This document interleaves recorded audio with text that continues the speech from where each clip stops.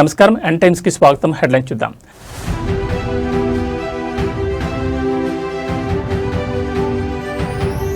బెంగాల్ సీఎంగా సువేందు అధికారి ప్రమాణ స్వీకారం. మోదీ, చంద్రబాబు హాజరు.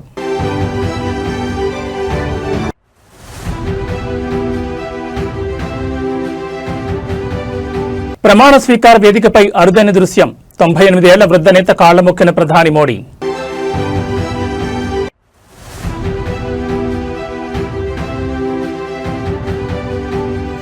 కోల్కతా ఎయిర్పోర్టులో రాజకీయ కోలాహలం. చంద్రబాబును కలిసిన గుజరాత్ సీఎం భూపేంద్ర పటేల్.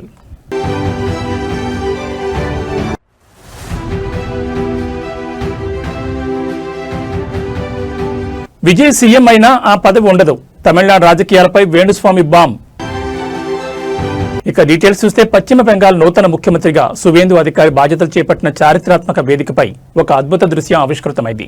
దేశ ప్రధాని నరేంద్ర మోడీ తన సంస్కారాన్ని చాటుకుంటూ అందరినీ ఆశ్చర్యపరిచారు. వేదికపై ఉన్న బీజేపీ అత్యంత సీనియర్ నేత 98 ఏళ్ల మఖన్ లాల్ సర్కార్ను ప్రధాని మోడీ కలిశారు. ఈ సందర్భంగా వృద్ధుడైన ఆ సీనియర్ నాయకుడికి మోదీ సాష్టాంగ నమస్కారం చేసి ఆయన కాళ్లకు మొక్కి ఆశీర్వాదం తీసుకున్నారు. అధికార గర్వం లేకుండా పార్టీ కోసం దశాబ్దాలుగా పనిచేసిన ఒక పెద్ద ఆయనకు ప్రధాని ఇచ్చిన ఈ గౌరవం చూసి వేదికపై ఉన్న వారితో పాటు సభికులందరూ కరతాళ ధ్వనులతో అభినందించారు. రాజకీయాల్లో పదవుల కంటే విలువలకే ప్రాధాన్యత ఇస్తానని ప్రధాని మరోసారి నిరూపించారు. ప్రస్తుతం ఈ వీడియో మరియు ఫోటోలు సోషల్ మీడియాలో విపరీతంగా వైరల్ అవుతున్నాయి.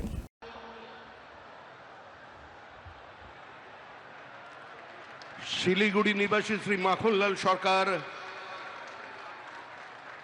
সবরই প্রতীক্ষার মতো দীর্ঘ প্রতীক্ষা ভারত কেশরী ডক্টর শ্যামাপ্রসাদ মুখার্জি, যিনি ভারতের সংবিধান এবং ভারতবর্ষের অখণ্ডতার জন্য এই বাংলায় জন্মগ্রহণ করে নিজের প্রাণ দিয়েছিলেন, যাকে কাশ্মীরের জেলে রহস্যজনকভাবে কার্যত খুন করা হয়েছিল, এবং তার সেই যাত্রার যিনি সহযোগী ছিলেন সেই মাখনলাল সরকার 97 বছর বয়স হয়েছে তার, তিনিও আজকের দিনে আমাদের এখানে এসে উপস্থিত হয়েছেন। শ্রী মাখনলাল সরকার তারপরে দিল্লিতে একটি দেশাত্মবোধক গান গাওয়ার জন্য দিল্লি পুলিশ তাকে গ্রেপ্তার করে। কংগ্রেসের সরকার নিয়ে যাওয়া হয় বিচারালয়ে। বিচারপতি বলেন তার উকিলের পরামর্শে যে ক্ষমা চান। కాషాయమయమైన కోల్కతా సాక్షిగా సువేందు అధికారి పశ్చిమ బెంగాల్ ముఖ్యమంత్రిగా బాధ్యతలు చేపట్టారు. బ్రిగేడ్ పరేడ్ గ్రౌండ్ లో జరిగిన ఈ వేడుకకు దేశం నలుమూల నుంచి ప్రముఖులు తరలివచ్చారు. ప్రధాని నరేంద్ర మోడీ సమక్షంలో సువేందు అధికారి ప్రమాణ స్వీకారం చేయగా ఈ చారిత్రాత్మక క్షణాన్ని వీక్షించేందుకు లక్షలాది మంది కార్యకర్తలు తరలివచ్చారు. ఈ కార్యక్రమానికి కేంద్ర మంత్రులు అమిత్ షా, రాజ్నాథ్ సింగ్, నితిన్ గడ్కరీతో పాటు తెలుగు రాష్ట్రాల నుంచి కేంద్ర మంత్రి కింజరపు రామ్మోహన్ నాయుడు, ఆంధ్రప్రదేశ్ ముఖ్యమంత్రి చంద్రబాబు నాయుడు కూడా హాజరయ్యారు. అలాగే గుజరాత్ సీఎం భూపేంద్ర పటేల్ సహా పలు రాష్ట్రాల ముఖ్యమంత్రులు ఈ వేడుకల్లో పాల్పంచుకున్నారు. ఇటీవల జరిగిన శాసనసభ ఎన్నికల్లో తృణమూల్ కాంగ్రెస్ పై బీజేపీ సాధించిన భారీ విజయం బెంగాల్ రాజకీయ గమనాన్ని పూర్తిగా మార్చేసింది. సువేందు అధికారి నాయకత్వంలో బెంగాల్ అభివృద్ధి పదంలో దూసుకుపోతుందని బీజేపీ శ్రేణులు ధీమా వ్యక్తం చేస్తున్నాయి. ঈশ্বরের নামে শপথ করিতেছি যে বিধি দ্বারা স্থাপিত ভারতের সংবিধানের প্রতি আমি অকৃত্রিম নিষ্ঠা ও আনুগত্য পোষণ করিব। আমি ভারতের সার্বভৌমত্ব ও অখণ্ডতা রক্ষা করিব। পশ্চিমবঙ্গ রাজ্যের মুখ্যমন্ত্রী রূপে আমার কর্তব্যসমূহ নিষ্ঠাপূর্বক এবং বিবেকসম্মতভাবে নির্বাহ করিব এবং ভয় বা পক্ষপাত, প্রীতি বা বিদ্বেষ রহিত হইয়া সকল শ্রেণীর জনগণের প্রতি সংবিধান ও বিধি অনুসারে ন্যায়াচরণ করিব। ఆంధ్రప్రదేశ్ ముఖ్యమంత్రి చంద్రబాబు నాయుడు నేడు కోల్కతా పర్యటనలో ఉన్నారు. పశ్చిమ బెంగాల్లో కొత్త ప్రభుత్వ ఏర్పాటు మరియు ముఖ్యమంత్రి ప్రమాణ స్వీకార కార్యక్రమానికి ఆయన హాజరయ్యారు.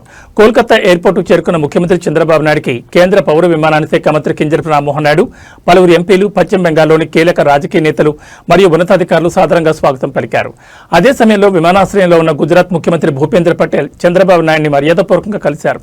ఈ సందర్భంగా ఇరువురు ముఖ్యమంత్రులు కొద్దిసేపు చర్చించుకున్నారు. పశ్చిమ బెంగాల్ అసెంబ్లీ ఎన్నికల్లో భారతీయ జనతా పార్టీ చారిత్రాత్మక విజయాన్ని సాధించిన సంగతి తెలిసిందే. పశ్చిమ బెంగాల్ తొలి బీజేపీ ముఖ్యమంత్రిగా సువేందు అధికారి ప్రమాణ స్వీకారం చేశారు. ఈ వేడుకకు ప్రధాని నరేంద్ర మోడీ, కేంద్ర హోంమంత్రి అమిత్ షాతో పాటు ఎన్డీఏ కూటమిలోని వివిధ రాష్ట్రాల ముఖ్యమంత్రులు హాజరయ్యారు. చంద్రబాబు నాయుడు ఈ కార్యక్రమం ముగిసిన అనంతరం తిరిగి అమరావతికి బయలుదేరారు.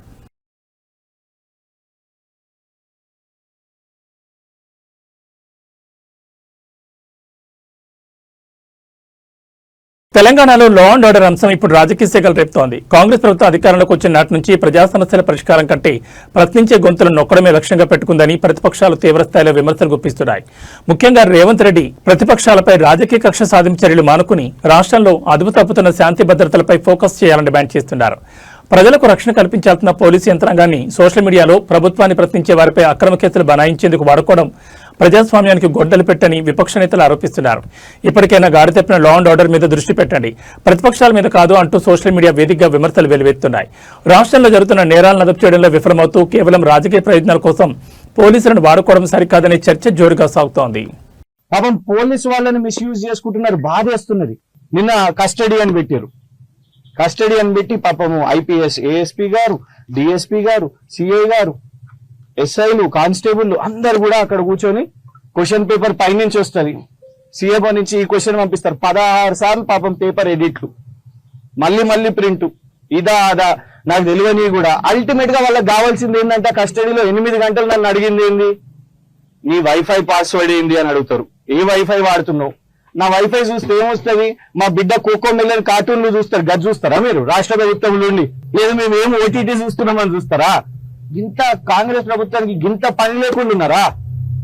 నా మొబైల్ ఫోన్ కావాలంట. ఇప్పుడు అల్టిమేట్ గా వాళ్ళకి కావాల్సింది ఏంటంటే మొబైల్ ఫోన్ కావాలి, ఈమెయిల్లు కావాలి, పాస్వర్డ్లు కావాలి, ఫోన్ పేలు, జీపేలు, రకరకాలు. ఏం అసలు అంటే ప్రభుత్వం ఎంత విషాదకరం అంటే అఫ్జల్గంజ్ లో ఈ ఒక్క సంవత్సరంలోనే అఫ్జల్గంజ్ లో ఫైరింగ్ అయింది. చందానగర్ ఖజానా జ్యువెలరీలో కూడా ఫైరింగ్ అయింది. ఒక ఏటీఎం దగ్గర గన్ను పట్టుకుని పొద్దున దోపిడీ చేసిరు, అది కూడా దొరకలేదు అనుకుంటా. కరీంనగర్ ఫైరింగ్ అయింది, అది కూడా దొరకలేదు అనుకుంటా ఇప్పటి వరకు. పాపం గొప్ప ఐపీఎస్, సీనియర్ ఐపీఎస్ సుమతి గారికి కూడా రక్షణ లేని పరిస్థితి ఈ రాష్ట్ర ప్రభుత్వంలో. ఎందుకు? దీని కారణం ఏంటిది? ఎందుకంటే పోలీసు ఉన్నది ప్రజలను రక్షించడానికి, ప్రతిపక్షాలను శిక్షించడానికి కాదు. పోలీసులందరూ కూడా ఇప్పుడు చూడండి, ఒక జిల్లా నిర్మల్ జిల్లా ఏఎస్పీ గారు, డిఎస్పీ గారు, సిఐ గారు, ఎస్ఐలు, కానిస్టేబుల్ మొత్తము నా మీద ఫోకస్ చేస్తే, నా ట్విట్టర్, ఇన్స్టాగ్రామ్, సోషల్ మీడియా మీద గంటలు దినాలు ఫోకస్ చేస్తే రాష్ట్రం యొక్క లా అండ్ ఆర్డర్ ఎవరు చూసుకుంటారు? హోంమంత్రి గారు రేవంత్ రెడ్డి గారు. మిమ్మల్ని అడుగుతున్నా, you are wasting the time, the precious time of the state. You are wasting the time of the police services. వాళ్ళు వచ్చింది, పోలీసులందరూ కూడా వచ్చింది ఒక ప్యాషన్ తో వస్తారు, ప్రజలకు సేవ చేయడానికి వస్తారు. పాపము సిఐ గారితో, నిర్మల్ సిఐ గారితో కూర్చున్నప్పుడు చూస్తున్నా, నిన్న ఒక్క రోజులోనే ఒక 4 సంవత్సరాల అబ్బాయి మీద కారు, ఒక మహిళ కిడ్నాపింగ్ కేసు, బైన్సాల్ ఏదో ఇష్యూ, ఇన్ని ఇష్యూలు. కానీ ఆయన డ్యూటీ ఎంత పాపం నా చుట్టూ. కరీంనగర్ లో హైటెన్షన్ నెలకొంది. మాజీ మంత్రి ఎమ్మెల్యే గంగుల కమలాకర్ ను పోలీసులు అరెస్ట్ చేశారు. ఎమ్మెల్యే పాడి కౌశిక్ రెడ్డి ఆఫీస్ పై దాడికి నిరసనగా బీఆర్ఎస్ పిలుపునిచ్చిన కరీంనగర్ బంద్ ఉద్రిక్తతలకు దారితీసింది. గంగుల నివాసం వద్ద పోలీసులకు బీఆర్ఎస్ కార్యకర్తలకు మధ్య జరిగిన తోపులాటలో నగరం అట్టడుగుతోంది. కరీంనగర్ లో రాజకీయం యుద్ధం ముదిరింది. బీఆర్ఎస్ పార్టీ పిలుపునిచ్చిన బంద్ను భగ్నం చేసేందుకు పోలీసులు తెల్లవారుజాము నుంచి భారీగా రంగంలో దిగారు. మాజీ మంత్రి గంగుల కమలాకర్ ను ఆయన నివాసంలోనే హౌస్ అరెస్ట్ చేశారు. అయితే ఇంటి నుంచి బయటకు వచ్చేందుకు గంగుల ప్రయత్నించగా పోలీసులు అడ్డుకోవడంతో తీవ్ర ఉద్రిక్తత చోటు చేసుకుంది. ఈ క్రమంలో పోలీసులు బీఆర్ఎస్ శ్రేణుల మధ్య తోపులాట జరిగింది. చివరికి పోలీసులు గంగుల కమలాకర్ ను బలవంతంగా అదుపులోకి తీసుకుని పోలీస్ స్టేషన్ తరలించారు. అరెస్టు సమయంలో గంగుల కమలాకర్ ప్రభుత్వంపై నిప్పులు చెరిగారు. నేనేమీ సంఘ విద్రోహిని కాదు, ప్రజాస్వామ్యబద్ధంగా నిరసన తెలిపే హక్కు మాకుంది. అసలైన క్రిమినల్స్ ను పట్టుకోవడం చేతకాని పోలీసులు ప్రశ్నించే వారిని అడ్డుకుంటున్నారని ధ్వజమెత్తారు. అలాగే ఎమ్మెల్యే క్యాంపు కార్యాలయంపై దాడి చేసిన వారిపై కేంద్ర మంత్రి బండి సంజయ్ చర్యలు తీసుకోవాలని డిమాండ్ చేశారు.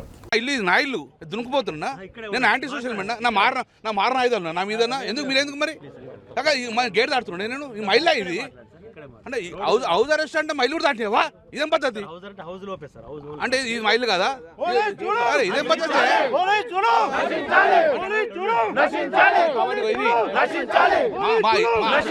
ఇది మా ఇల్లు కూడా ఎప్పుడైనా బంద్లో పాల్గొంటాం.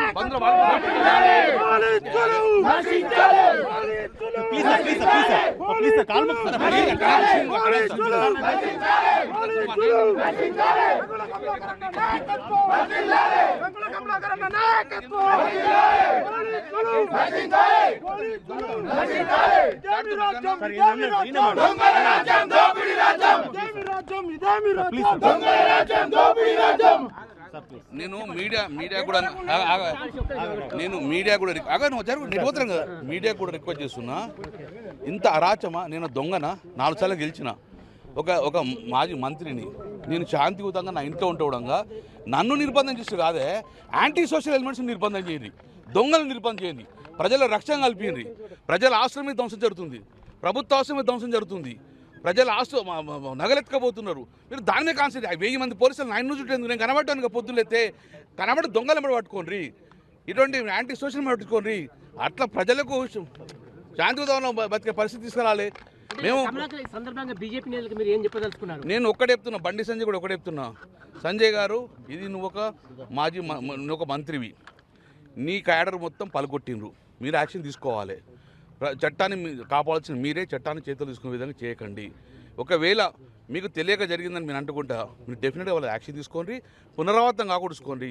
ప్రజల ఆస్తుల రక్షణ కల్పించేది మీరే, కానీ ప్రజల ఆస్తులు ధ్వంసం చేస్తుంటే మీరు చూస్తూ ఊరుకోకుండా అని చెప్పి నేను కూడా చెప్పడం జరుగుతుంది. మంత్రి పైన ఫిర్యాదు చేయబోతున్నారు మీరు కూడా, ఎందుకంటే అతనే కారణం అని చెప్తున్నారు దాడికి. నేను ఒక్కడే చెప్తున్నాను, మంత్రి ఒకవేళ కారణం అయితే మంత్రి పునాది చేసుకోవాలి. మంత్రి నాకు సంబంధం లేనప్పుడు డెఫినెట్గా మంత్రి వాళ్ళ మీద యాక్షన్ తీసుకోవాలి. నా డిమాండ్ అది. ఎవరెవరైతే వాళ్ళు పాల్గొన్నారో. తెలంగాణలో రాజకీయ వాతావరణం సెగలు రేపుతోంది. తెల్లవారకు ముందే నేతల ఇళ్లకు పోలీసులను పంపడంపై ప్రతిపక్ష బీఆర్ఎస్ తీవ్రస్థాయిలో విరుచుకుపడుతోంది. పొద్దున్నే లేవకముందే పోలీసులను పంపి అరెస్ట్ చేయడమేనా ఇందిరమ్మ రాజ్యంలో వచ్చిన గొప్ప మార్పు అంటూ సోషల్ మీడియా వేదికగా నిరసన జ్వరాలు ఎగిసిపడుతున్నాయి. ముఖ్యంగా శాంతి భద్రతల విషయంలో ప్రభుత్వ వైఫల్యాన్ని ఎండగడుతూ ప్రతిపక్ష నేతలు ఘాటైన విమర్శలు చేస్తున్నారు. పీఎంజీ జ్యువెలరీలో దొంగతనం చేసిన వారిని పట్టుకోరు, మా ఇళ్ల మీద దాడి చేసిన గోండాలను పట్టించుకోరు, కానీ ప్రశ్నించే గొంతుకలు నొక్కడానికి మాత్రం పోలీసులు వస్తారంటూ విపక్షం మండిపడుతోంది. ప్రభుత్వ తీరుపై ప్రతిదీ గుర్తుపెట్టుకుంటామంటూ హెచ్చరికలు జారీ చేస్తున్నారు. అక్రమ అరెస్టులతో ప్రజాస్వామ్యబద్ధమైన నిరసనలను ఆపలేరని, రాబోయే రోజుల్లో వీటికి తగిన సమాధానం చెప్తామని విపక్ష శ్రేణులు స్పష్టం చేస్తున్నాయి. ఈ పరిణామాలు రాష్ట్ర రాజకీయాల్లో మరిన్ని ఉత్కంఠభరిత చర్చలకు దారితీస్తున్నాయి.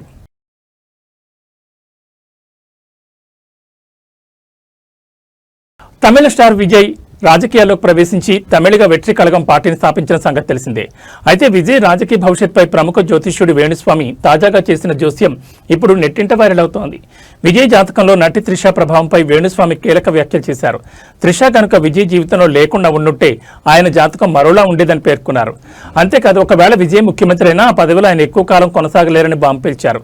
విజయ్ సీఎం అయిన 6 నెలలు లేదా ఏడాదిలోపు తమిళనాడులో మళ్లీ ఎన్నికలు వచ్చే అవకాశం ఉందని ఆయన జోస్యం చెప్పారు. మరోవైపు పశ్చిమ బెంగాల్ రాజకీయాలపై కూడా వేణుస్వామి ఆసక్తికర వ్యాఖ్యలు చేశారు. బెంగాల్లో ఒకవేళ బీజేపీ అభ్యర్థి సీఎం అయినా అక్కడ పరిస్థితులు చక్కబడకపోవచ్చని, రాష్ట్రపతి పాలన వచ్చే అవకాశం ఉందని అంచనా వేశారు.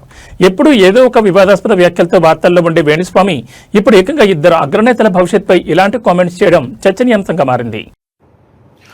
ఓం నమో వెంకటేశాయ. 2026 అంటే ఈ సంవత్సరము మే 25వ తేదీ నుండి తమిళ సాంప్రదాయం ప్రకారము జూన్ 2వ తేదీ అంటే వచ్చిన 2వ తేదీ మన సాంప్రదాయం ప్రకారము గురు మార్పు, గురు పైచ్య అనేది కనిపిస్తూ ఉంది. మనకు మిథున రాశి నుండి కర్కాటక రాశిలోకి ప్రవేశము మరియు సెప్టెంబర్లో కర్కాటక రాశి నుండి సింహరాశి ప్రవేశం అనేటువంటిది కనిపిస్తూ ఉంది. సో దీనికి సంబంధించి గురువు అతిచారంలోకి వెళ్తూ ఉన్నాడు. గత వీడియోలో నేను చెప్పినట్టుగా పెను సంచలనాలు నమోదయ్యేటువంటి అవకాశాలు కనిపిస్తున్నాయని చెప్పడం జరిగింది. దాని ప్రకారమే గత 5 రాష్ట్రాల ఎన్నికలను కనుక గమనించినట్లయితే బెంగాల్ మరియు తమిళనాడు కాంట్రవర్సీస్ మనం చూస్తూ ఉన్నాము. సో విజయ్ జాతకరీత్యా అలాగే విజయ్ త్రిష కాంబినేషన్ కనుక తీసుకున్నట్లయితే వాళ్ళ కాంబినేషన్ ఏకనాడి కాంబినేషన్ అయ్యింది. కాబట్టి ఒకవేళ త్రిష లేకుండా ఉంటే విజయ్ యొక్క రిజల్ట్ వేరే రకంగా ఉండేది. బట్ విజయ్ జాతకరీత్యా కనుక గమనించినట్లయితే తమిళనాడు రాష్ట్ర జాతకరీత్యా గమనించినట్లయితే ఒకవేళ విజయ్ సీఎం అయినప్పటికీ కూడా ఖచ్చితంగా తమిళనాడులో మళ్ళీ ఎలక్షన్లు వచ్చేటువంటి అవకాశాలు 100కి 1000% కనిపిస్తూ ఉన్నాయి. అంటే రాజకీయ ప్రభుత్వ అస్థిరత అనేటువంటిది తమిళనాడు రాష్ట్రంలో ఖచ్చితంగా కనిపిస్తూ ఉంది గురువు మార్పు వల్ల. ఎందుకంటే గురువు మారినటువంటి రాశిని బట్టి తీసుకుంటే, రాష్ట్రం యొక్క రాశిని బట్టి తీసుకుంటే పెను సంచలనాలు ఆ గురువుకు సంబంధించినటువంటి రాష్ట్రాలలో ఏర్పడేటువంటి అవకాశాలు కనిపిస్తూ ఉన్నాయి. దాని కారణం చేత తమిళనాడు రాష్ట్రంలో ఖచ్చితంగా మళ్ళీ తిరిగి ఎలక్షన్లు వచ్చేటువంటి అవకాశం కనిపిస్తూ ఉంది. అది ఇంకొక సంవత్సరం తర్వాత అవ్వచ్చు, లేదా 6 నెలల్లో అవ్వచ్చు, లేదా నెల తర్వాత అవ్వచ్చు. కానీ ఖచ్చితంగా మళ్ళీ ఎన్నికలు తమిళనాడు రాష్ట్రంలో జరిగేటువంటి అవకాశాలు 100కి 1000% కనిపిస్తూ ఉన్నాయి. ఇది ఫస్ట్ ప్రయారిటీ. రెండవది, పశ్చిమ బెంగాల్ రాష్ట్రానికి సంబంధించి ఒకవేళ బీజేపీ ప్రభుత్వం ఏర్పాటు చేసినా కూడా మళ్ళీ ఖచ్చితంగా రాష్ట్రపతి పాలన విధించేటువంటి అవకాశాలు కనిపిస్తూ ఉన్నాయి. ఇక మీదట మమతా బెనర్జీ జాతకంలో తిరిగి ఎన్నికలలో పోటీ చేసి మళ్ళీ ముఖ్యమంత్రి అయ్యేటువంటి యోగము మమతా బెనర్జీ జాతకంలో కనిపించడం లేదు. కానీ బెంగాల్ జాతకంలో, పశ్చిమ బెంగాల్ జాతకంలో, రాష్ట్ర జాతకంలో ఖచ్చితంగా మళ్ళీ ఈ ఎన్నికల్లో గెలిచినటువంటి పార్టీ అంటే బీజేపీ పార్టీ ప్రభుత్వాన్ని ఏర్పాటు చేసినా కూడా ఖచ్చితంగా రాబోయే సంవత్సరంన్నరలో ఖచ్చితంగా రాష్ట్రపతి పాలన విధించేటువంటి అవకాశాలు కనిపిస్తూ ఉన్నాయి. కారణము బెంగాల్ రాష్ట్రానికి సంబంధించినటువంటి, పశ్చిమ బెంగాల్ రాష్ట్రానికి సంబంధించిన జాతకం పరంగా రాబోయే సంవత్సరంన్నర పాటు మమతా బెనర్జీ జాతకంలో 2027 సెప్టెంబర్ వరకు అష్టమ శని నడుస్తూ ఉంది. సో ఖచ్చితంగా అలాగే రాష్ట్ర జాతకరీత్యా 2027 సెప్టెంబర్ వరకు అర్ధాష్టమ శని నడుస్తూ ఉంది. కాబట్టి పశ్చిమ బెంగాల్ రాష్ట్రంలో చాలా తీవ్రమైనటువంటి తీవ్రవాద ఉగ్రవాద చర్యలు, అలాగే మత కల్లోలాలు జరిగేటువంటి అవకాశాలు కనిపిస్తూ ఉన్నాయి. దాని కారణం చేత కర్ఫ్యూ విధించడము, అలాగే బందులు జరగడము, అలాగే రోడ్ల మీద హింస చెలరేగడము, రాష్ట్రపతి పాలన వరకు సిచ్యువేషన్ వెళ్ళేటువంటి అవకాశాలు ప్రస్ఫుటంగా కనిపిస్తూ ఉన్నాయి. ఇవి 2 రాష్ట్రాలకు సంబంధించి. అలాగే ఇతరత్రా కనుక తీసుకున్నట్లయితే మనకు పూర్తిగా భారతదేశం కనుక తీసుకున్నట్లయితే ఈశాన్య రాష్ట్రాలకు లేదా తూర్పు ఈశాన్య రాష్ట్రాలకు సంబంధించి తీవ్రవాద చర్యలు ఉండేటువంటి అవకాశాలు ఉన్నాయి. అలాగే ఢిల్లీ కేంద్రంగా తీవ్రవాద చర్యలు ఉండేటువంటి అవకాశాలు ఉన్నాయి. ఇవన్నీ కూడా జూన్, జూలై, ఆగస్టు, సెప్టెంబర్ ఈ 4 నెలల్లో సంచలనాలు జరిగేటువంటి అవకాశం ఉంది. అలాగే విమాన ప్రమాదాలు జరిగేటువంటి అవకాశం ఉంది. నేను మాట్లాడేది June, July, August, September 2026 June, July, August, September సమయంలో భారతదేశంలో తూర్పు ఈశాన్య రాష్ట్రాలలో భూకంపం వచ్చేటువంటి అవకాశం ఉంది. తీవ్రవాద చర్యలు జరిగే అవకాశం ఉంది. అలాగే విమాన ప్రమాదాలు జరిగే అవకాశం ఉంది. అలాగే చాలా ఎక్కువగా జనసాంద్రత కలిగినటువంటి ప్రాంతాల్లో తీవ్రవాద చర్యలు జరిగేటువంటి అవకాశాలు కనిపిస్తూ ఉన్నాయి. అలాగే ఈ 4 నెలల్లో 2026 జూన్, జూలై, ఆగస్టు, సెప్టెంబర్ సమయంలో విమాన ప్రమాదములు జరగడము, ప్రముఖ వ్యక్తి విమాన ప్రమాదంలో చనిపోవడము, లేదా ఈ 4 నెలల్లో ప్రముఖ వ్యక్తి, అది సెలబ్రిటీ, రాజకీయాలు అవ్వచ్చు, సినిమా అవ్వచ్చు, ఇంకోటి అవ్వచ్చు, కాంట్రవర్షియల్ డెత్ ఉండేటువంటి అవకాశాలు ఉన్నాయి. సో ఇవన్నీ కూడా ఈ సందర్భంగా ప్రత్యేకించి జరిగేటువంటి అవకాశాలు ఈ ప్రత్యేకమైనటువంటి జూన్, జూలై. దేశ ప్రధాని నరేంద్ర మోడీ హైదరాబాద్ పర్యటన ఖరారు కావడంతో తెలంగాణ బీజేపీ శ్రేణుల్లో కొత్త ఉత్సాహం నెలకొంది. ఈ పర్యటన అత్యంత ప్రతిష్టాత్మకంగా తీసుకున్న కేంద్ర హోంశాఖ సహాయ మంత్రి బండి సంజయ్ కుమార్ స్వయంగా ప్రచార బరిలోకి దిగారు. ప్రధాని రాకను పురస్కరించుకుని నగరంలో వినూత్న రీతిలో ప్రచారం నిర్వహిస్తున్నారు. బండి సంజయ్ స్వయంగా ఇళ్లిళ్లు తిరుగుతూ గోడలపై పార్టీ గుర్తైన కమలం పువ్వును పెయింట్ చేస్తూ కార్యకర్తల్లో జోష్ నింపుతున్నారు. సామాన్యుల ప్రజల మధ్యకు వెళ్లి మోదీ పర్యటన ఉద్దేశాన్ని వివరిస్తూ ప్రతి ఒక్కరు ఈ కార్యక్రమంలో భాగస్వాములు కావాలని కోరుతున్నారు. ఒక కేంద్ర మంత్రి హోదాలో ఉండి కూడా స్వయంగా గోడలకు రంగులు వేస్తూ ప్రచారం చేయడం ఇప్పుడు అటు రాజకీయ వర్గాల్లో ఇటు సోషల్ మీడియాలో చర్చనీయాంశంగా మారింది. ప్రధాని మోడీ పర్యటనను విజయవంతం చేసేందుకు బీజేపీ శ్రేణులు అహర్నిశలు శ్రమిస్తున్నాయి.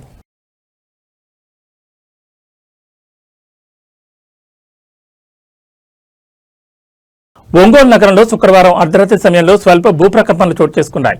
Gaddalakunta, Vaddipalem, Sanjeev Gandhi colony, RIMS centre, Mangamuru road, Seetharampuram మరియు శర్మ కాలేజ్ పరిసర ప్రాంతాల్లో భూమి కంపించింది.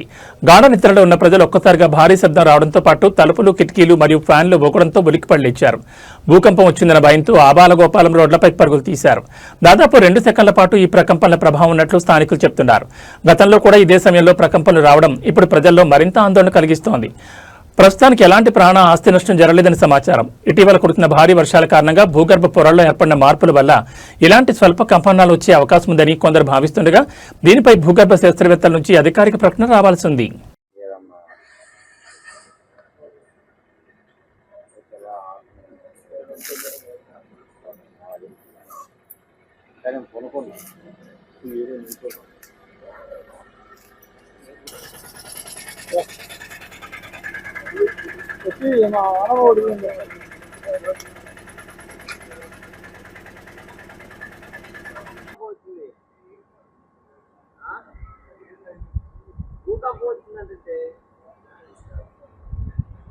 అదే గురు రాకు జరిగింది.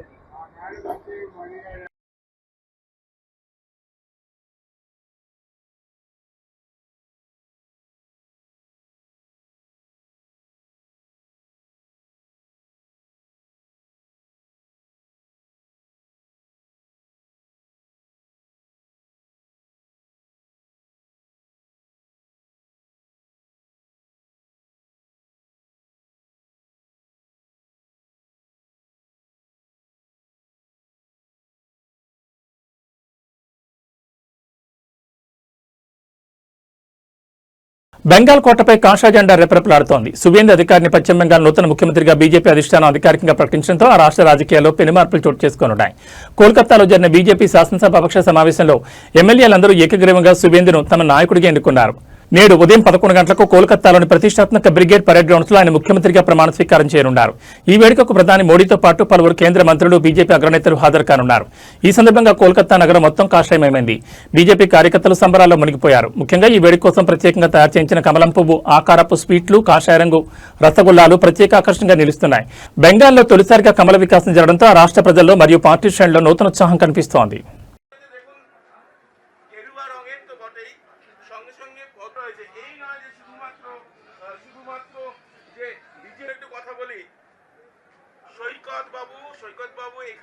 Tollywood sensation rowdy star Vijay Deverakonda ఈ రోజు తన పుట్టినరోజు జరుపుకుంటున్నారు. ఈ సందర్భంగా ఆయన అభిమానులకు అదిరిపోయే గిఫ్ట్ ఇచ్చారు. రౌడీ జనార్దన్ చిత్రం బృందం విజయ్ దేవరకొండ హీరోగా నటిస్తున్న ఈ క్రేజీ ప్రాజెక్ట్ నుండి ఈ రోజు పవర్ఫుల్ బర్త్డే పోస్టర్ విడుదల చేశారు. ప్రపంచంతో పోరాడతాడు, ప్రేమకు లొంగిపోతాడు అనే క్యాప్షన్ తో వచ్చిన ఈ పోస్టర్ సోషల్ మీడియాలో సెన్సేషన్ క్రియేట్ చేస్తోంది. ఈ పోస్టర్ లో విజయ్ లుక్ చాలా కొత్తగా, ఇంటెన్సివ్ గా ఉంది. ప్రపంచాన్ని ఎదిరించే ధైర్యం, ప్రేయసి ముందు ఒదిగిపోయే నైజం ఉన్న పాత్రలో విజయ్ కనిపించనున్నారని ఈ ట్యాగ్ లైన్ ద్వారా అర్థమవుతోంది. త్వరలోనే ఈ సినిమాకు సంబంధించిన మరిన్ని వివరాలు వెల్లడి కానున్నాయి. ఒకవైపు ఖుషి సినిమా సక్సెస్ ఎంజాయ్ చేస్తూనే మరోవైపు రౌడీ జనార్దన్తో మాస్ ఆడియన్స్ ను పలకరించేందుకు విజయ్ సిద్ధమవుతున్నారు.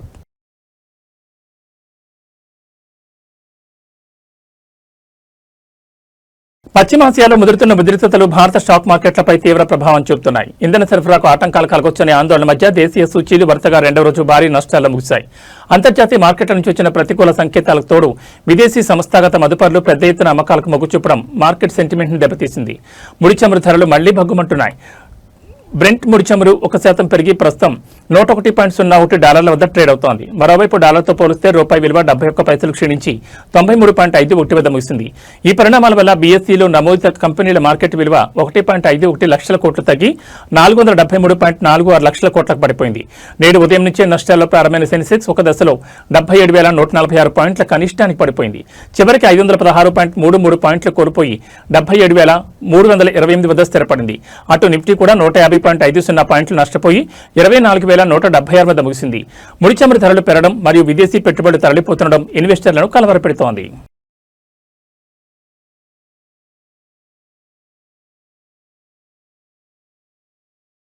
ఈ బులెటిన్ విశేషాలు. నమస్కారం.